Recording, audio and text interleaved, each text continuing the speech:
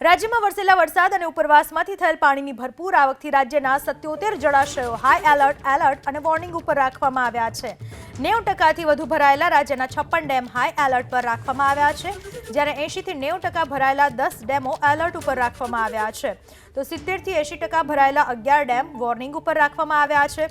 રાજ્યના કુલ 207 પૈકી 48 જળાશયો સંપૂર્ણ ભરાયેલા છે, જેમાંથી સૌરાષ્ટ્રના 141 પૈકી 35 ડેમ સંપૂર્ણ ભરાયા છે, જ્યારે કચ્છ અને દક્ષિણ ગુજરાતના 6 ડેમ સંપૂર્ણ ભરાયા છે। આ તરફ મધ્ય ગુજરાતનો ચેક ડેમ સંપૂર્ણ ભરાયો છે। સરદાર સરોવર ડેમમાં હાલમાં 56.14% જળસંગ્રહ છે।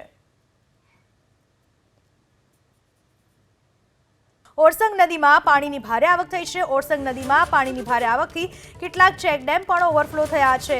ચોમાસાની સિઝનમાં પ્રથમવાર ચેક ડેમો પાણીમાં ગરકાવ થયા છે।